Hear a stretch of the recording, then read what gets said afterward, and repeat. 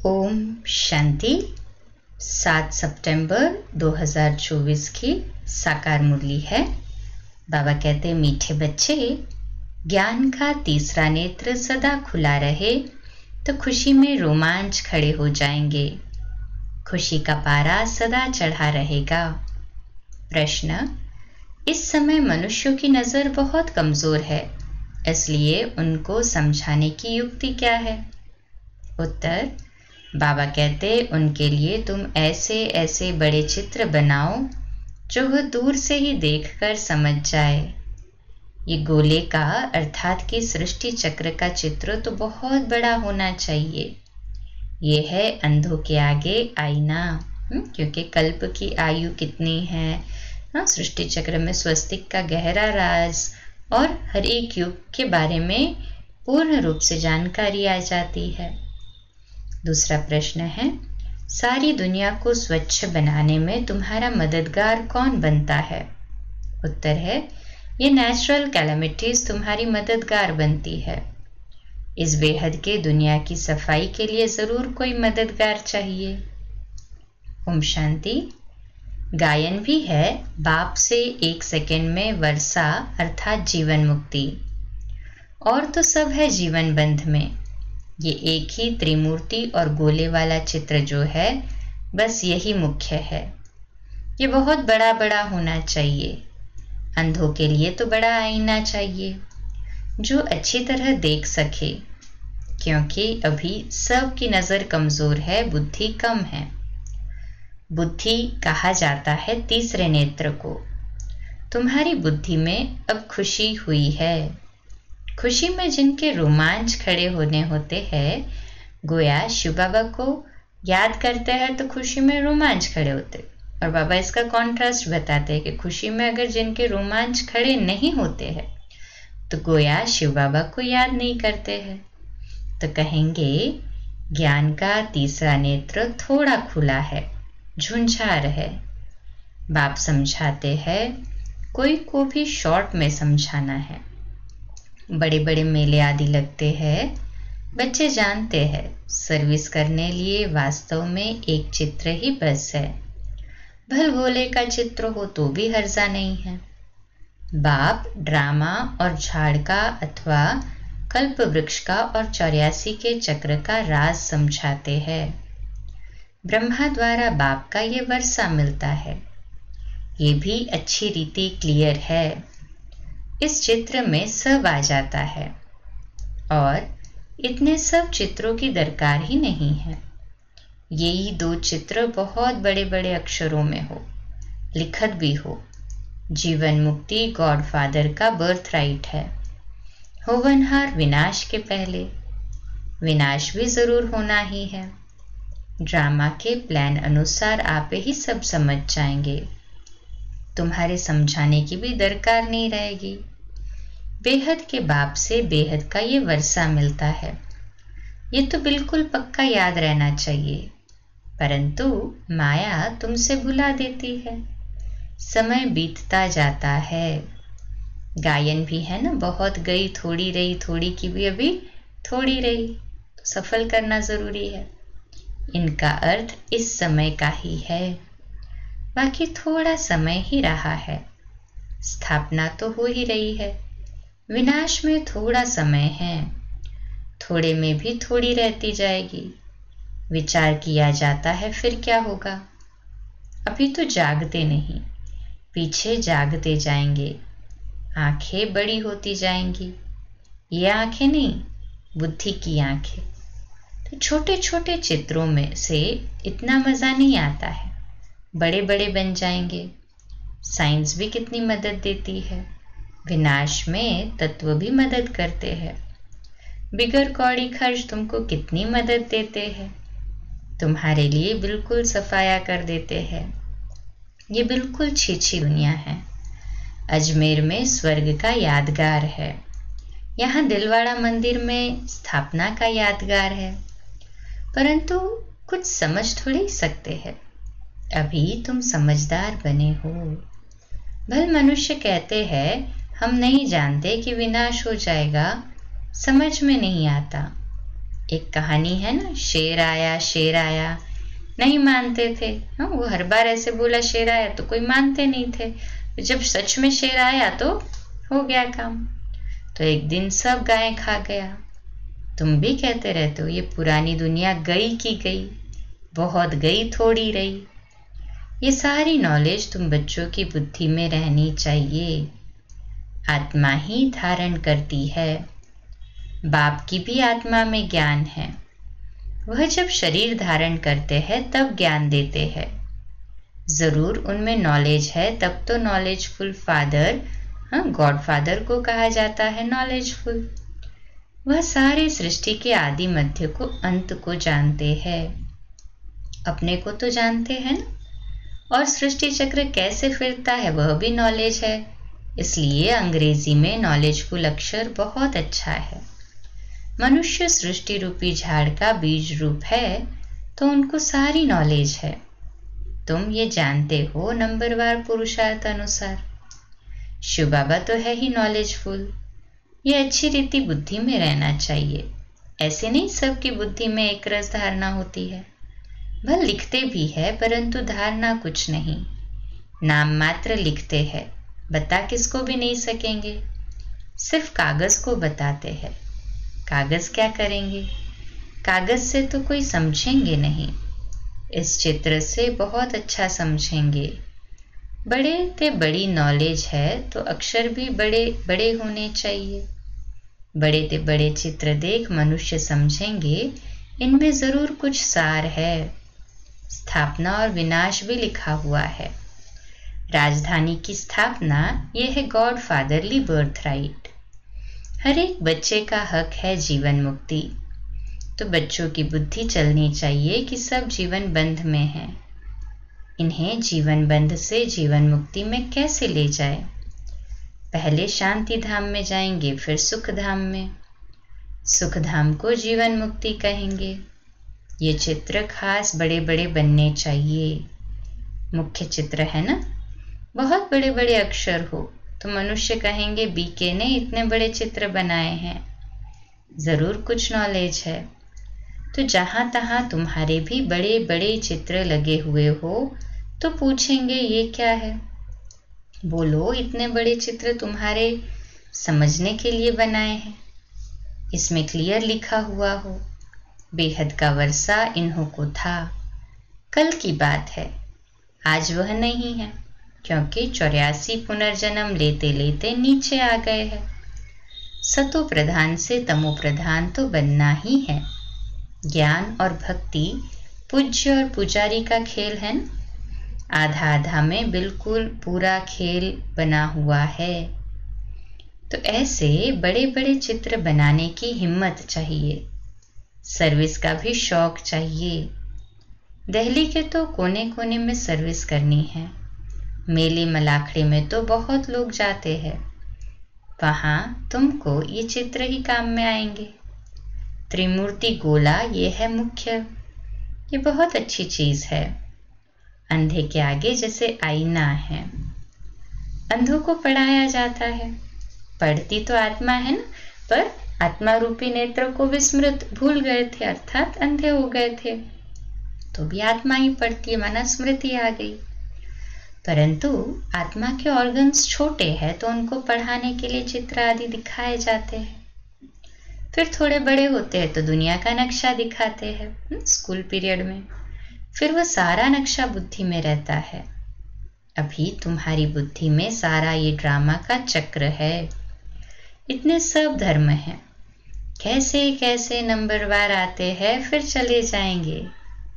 वहां तो एक ही आदि सनातन देवी देवता धर्म है, जिसको स्वर्ग हेवन कहते हैं। बाप के साथ योग लगाने से आत्मा पतित से पावन बन जाएगी। भारत का प्राचीन योग मशहूर है। योग अर्थात याद। बाप भी कहते हैं मुझ बाप को याद करो। ये कहना पड़ता है। लौकिक बाप को कोई कहना नहीं पड़ता है कि मुझे याद करो। बच्चे ऑटोमेटिकली बाबा मम्मा कहते रहते हैं। वह है लौकिक माता पिता, ये है पारलौकिक। जिसका गायन है तुमरी कृपा से सुख घने रे। जिनको दुख है वही गाते हैं, सुख में तो कहने की दरकार ही नहीं रहती, दुख में ही सब पुकारते हैं। अभी तुम समझ गए हो ये माता पिता है। बाप कहते हैं ना, दिन प्रतिदिन तुमको गुह्य गुह्य बातें सुनाता हूँ। आगे मालूम था? बाबा पूछते हैं, आगे मालूम था क्या कि ये माता पिता किसको कहा जाता है? अभी तुम जानते हो, पिता तो उनको ही कहा जाता है। शिव बाबा आत्मा के पिता है, और जिस मुख द्वारा जिसको एडॉप्ट करके शिव बाबा ने ज्ञान दिया, तो वो मम्मा हमारी माता हुई। तो अभी तुम जानते हो, तो पिता तो उनको ही कहा जाता है। पिता से वर्षा मिलता है ब्रह्मा द्वारा, माता भी चाहिए ना, क्योंकि बच्चों को एडॉप्ट करना है। ये बात किसके भी ध्यान में नहीं आएगी। तो बाबा घड़ी घड़ी कहते हैं, मीठे मीठे बच्चों, बाप को याद करते रहो। लक्ष्य मिल गया फिर भल कहाँ भी जाओ, विलायत में जाओ, 7 रोज कोर्स किया तो बहुत है, बाप से तो वर्षा लेना ही है। बाबा कहते 7 डेज का कोर्स भी कर लिया तो बहुत है, फिर बाबा से तो वर्षा लेना ही है। याद से ही आत्मा पावन बनेगी, स्वर्ग का मालिक बनेंगे। ये लक्ष्य तो बुद्धि में है, फिर भल कहाँ भी जाए। सारा ज्ञान गीता का इस बैज में है। कोई को पूछने की भी दरकार नहीं रहेगी कि क्या करना है। बाप से वर्षा लेना है तो जरूर बाप को याद करना है। तुमने ये वर्षा बाप से अनेक बार लिया है। ड्रामा का चक्र रिपीट होता रहता है ना। अनेक बार तुम टीचर से पढ़ करके कोई ना कोई पद प्राप्त करते हो। पढ़ाई में बुद्धि योग टीचर के साथ रहता है ना। इम्तिहान चाहे छोटा हो चाहे बड़ा हो, पढ़ती तो आत्मा ही है ना। इनकी भी आत्मा पढ़ती है।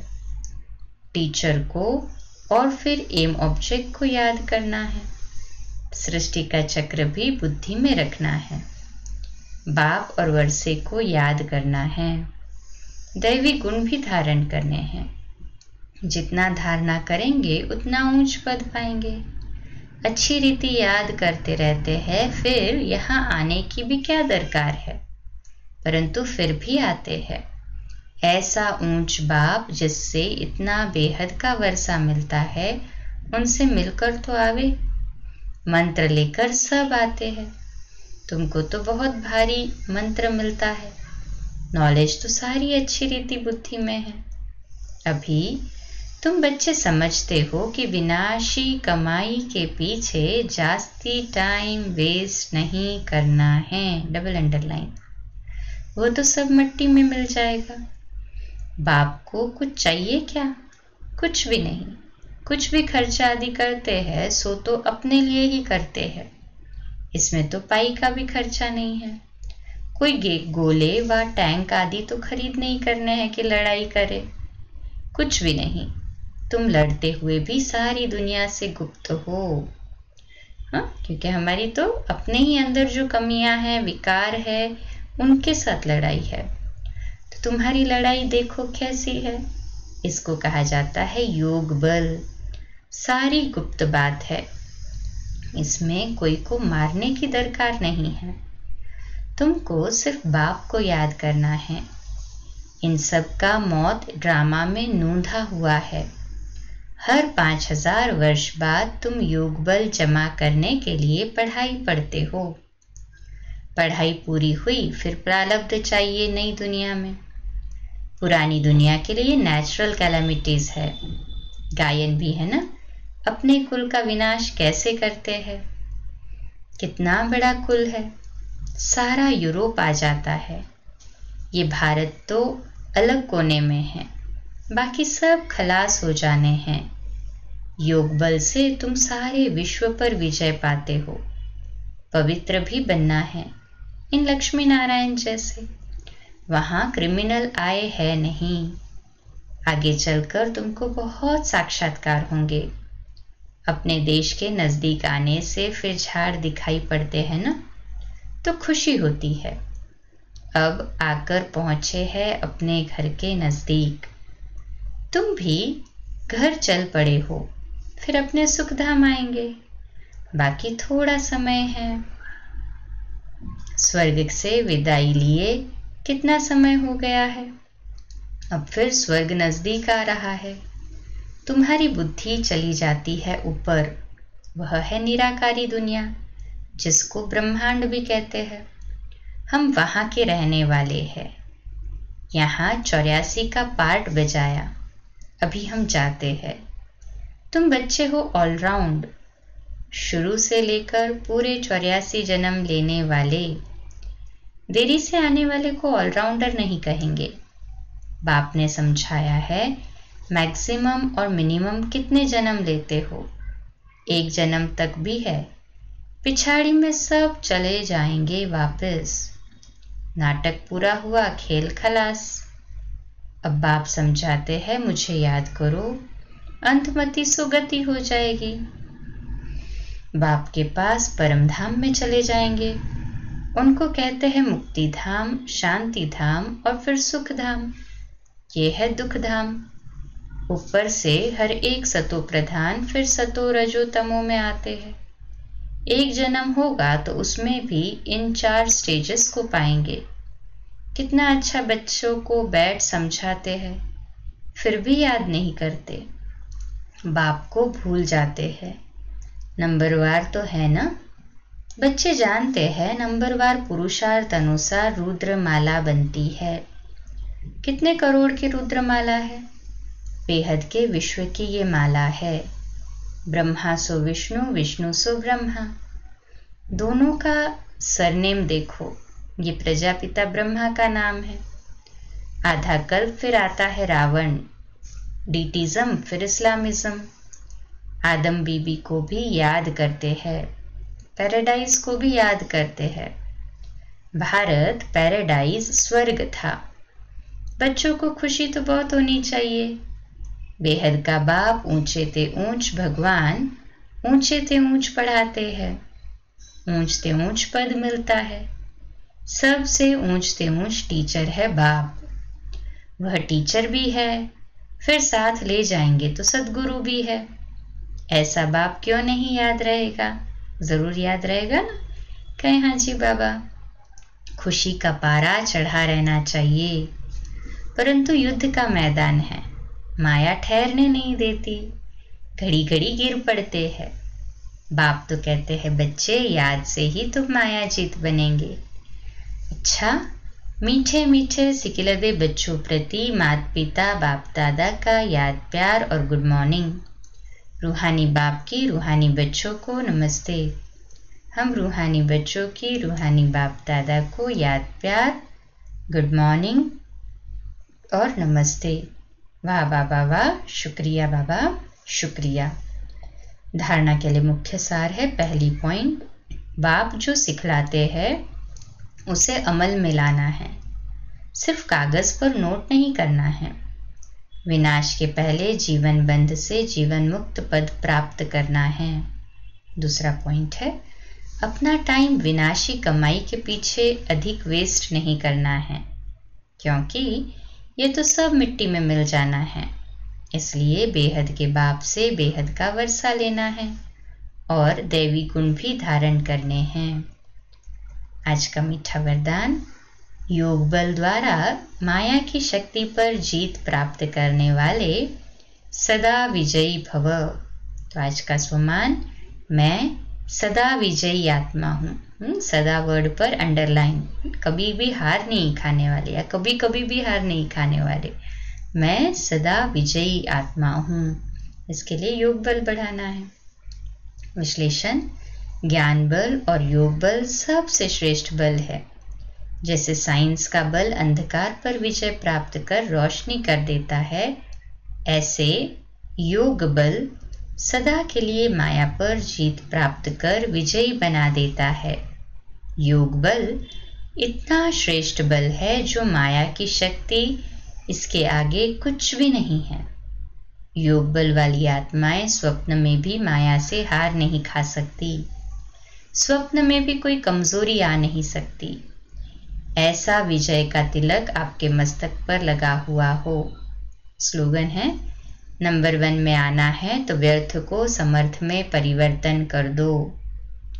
आज का अव्यक्त इशारा, कोई भी इच्छा अच्छा कर्म समाप्त कर देती है, इसलिए इच्छा मात्रम अविद्या बनो।